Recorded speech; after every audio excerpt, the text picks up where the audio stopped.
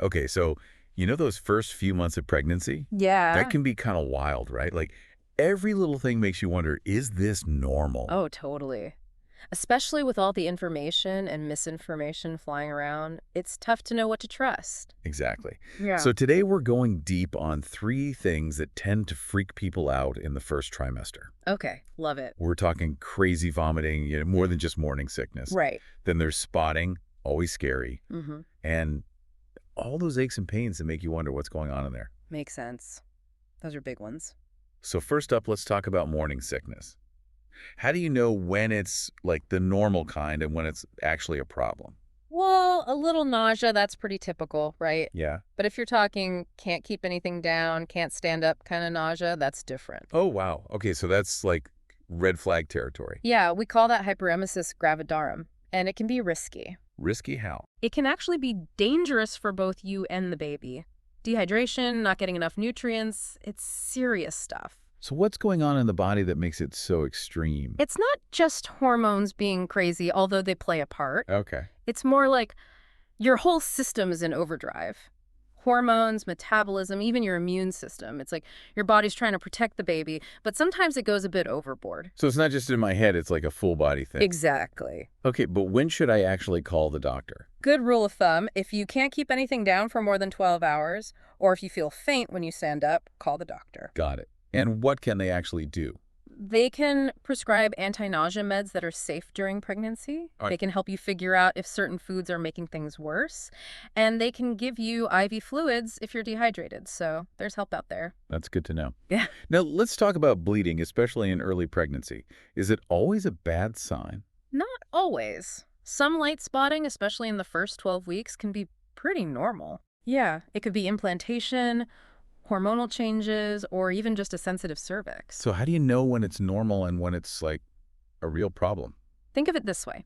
If it's light spotting, pinkish or brownish, and goes away quickly, probably nothing to worry about.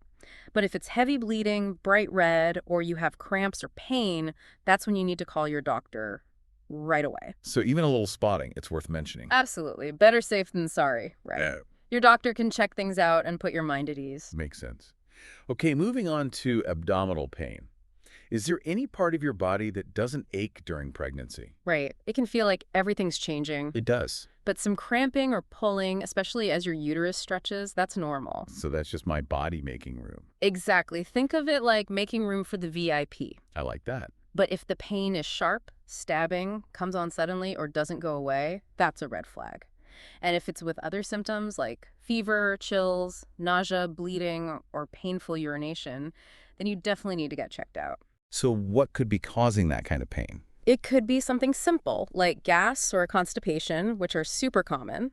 Right. But it could also be something more serious, like a UTI, an ovarian cyst, or even an ectopic pregnancy. So if it feels off, don't just brush it off, call your doctor. Got it. Better safe than sorry, right? Absolutely. That's a good rule for anything that feels off during pregnancy. Trust your instincts. If something feels wrong, reach out to your doctor. They're there to help. Okay, that makes me feel better.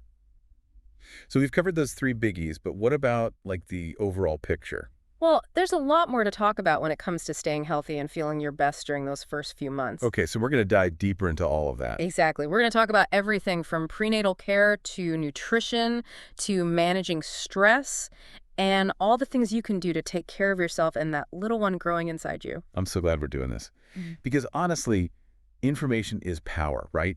The more you know, the more confident you can feel. Absolutely. And that's what we're here for, to give you the knowledge and tools you need to navigate this journey with confidence and joy. I love that. Okay, so stay tuned, everyone, because we've got a lot more to talk about.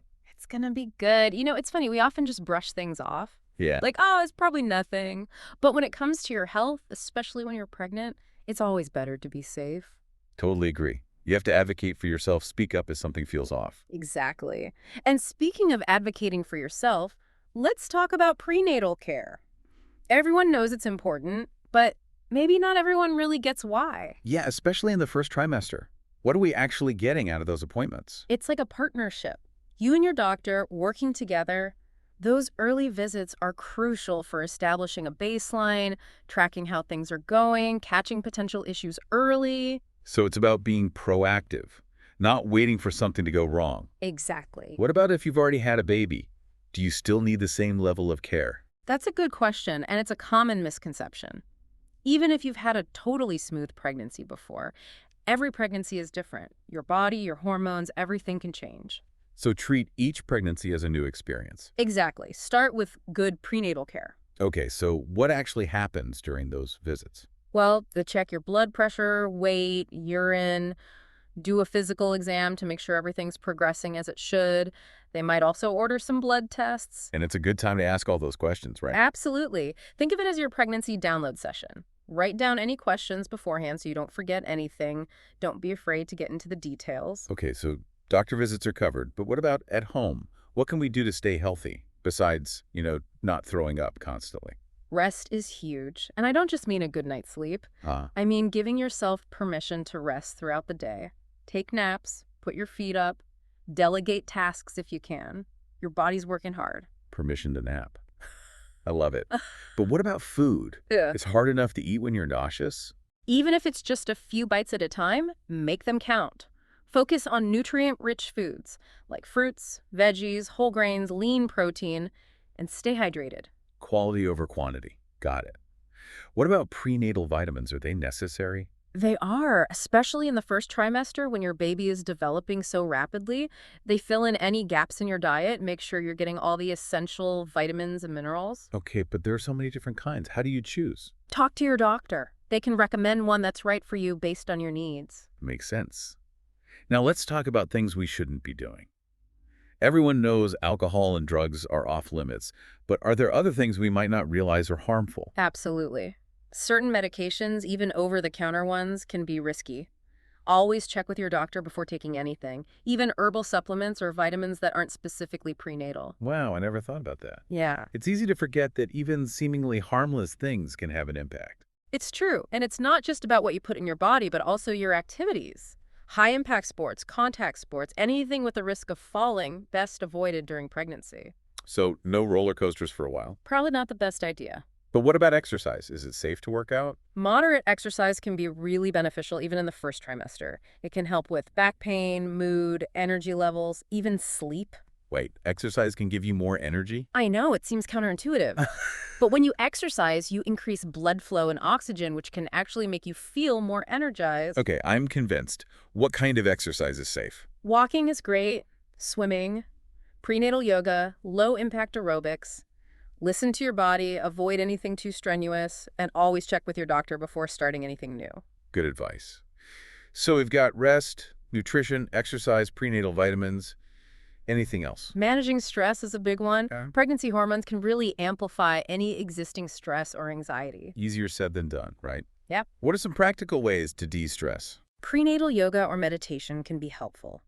Spending time in nature, connecting with loved ones, taking warm baths, listening to calming music, hobbies you enjoy. It's about finding what works for you and making time for self-care. Self-care is essential. But what about when those worries and anxieties are really getting to you? Who can we turn to for support? That's where your support system comes in. Your partner, friends, family, other expectant moms, they can be amazing sources of comfort. Connecting with other women going through the same thing, that makes sense. Any resources you recommend? Tons of online forums and support groups specifically for pregnant women. Your doctor might also be able to connect you with local resources or prenatal classes. And don't underestimate the power of just talking to other moms in your life. They get it. It's amazing how much support is out there. We've covered so much, but I know there's still more to discuss. What else should we be thinking about? So much to think about. It feels like we've covered a lot. Symptoms, support, all that. Is there anything else we should be thinking about in those first few weeks? You know, we've touched on the big stuff, but there are a few more things that can make a real difference in how you feel overall. Okay, I'm listening. One thing is sleep, specifically sleep hygiene. Sleep hygiene. Okay. What is that exactly? I know, it sounds kind of boring. Yeah. But trust me, good sleep habits can make a huge difference, especially with all the pregnancy insomnia going around. Right, because sleep is like a distant memory when you're pregnant. Exactly. But seriously, how do you even have good sleep hygiene when you're pregnant and uncomfortable all the time? It's tough, I know. But you can try sticking to a regular sleep schedule. Okay. Create a relaxing bedtime routine. Make sure your bedroom is cool, dark, and quiet. and avoid caffeine and screens before bed. Right. Oh, and get a pregnancy pillow. They can be lifesavers for finding a comfortable position. Pregnancy pillows are the best. I definitely agree with that. Anything else we should be thinking about? Body image is another big one. Oh, yeah, Your body is changing so much. it is. And it's totally normal to feel a mix of emotions about it. Some days you might love that growing bump. Other days you might feel, I don't know, weird about the changes. Yeah, sometimes it feels like you're not even in your own body. Exactly. It's all part of the process. Be kind to yourself, nourish your body and your mind, wear clothes that make you feel good, and celebrate the little things. And remember, you're growing a human. That's pretty incredible. So true. It's easy to forget that sometimes. Okay, so what about those days when you just feel awful? Yeah. The exhaustion, the nausea, everything just feels overwhelming. Any advice for dealing with that? First of all, let yourself feel those feelings. It's okay to have a bad day. It's okay to cry. It's okay to feel frustrated. Yeah. Don't bottle things up. Talk to someone you trust, your partner, a friend, a therapist. Sharing your feelings can really help. It's like we're giving ourselves permission to not be perfect, Yeah, which is so important, especially during pregnancy. definitely. And remember, everyone, you're not alone in this. Every pregnant woman has been there. There's no shame in asking for help. Exactly. And don't forget to celebrate the small victories. Yeah. Whether it's making it through the day without vomiting, finding a comfy sleeping position, or even just getting out of bed, celebrate those wins. Love it. So as we wrap up, what's the one piece of advice you would give to every woman who's pregnant? Listen to your body, trust your instincts, and don't be afraid to ask for help. Pregnancy is amazing, but it can be hard sometimes. You're stronger than you think. Yeah. You've got this. I love that. To all you amazing moms-to-be, congrats on this journey. Remember, you're not alone.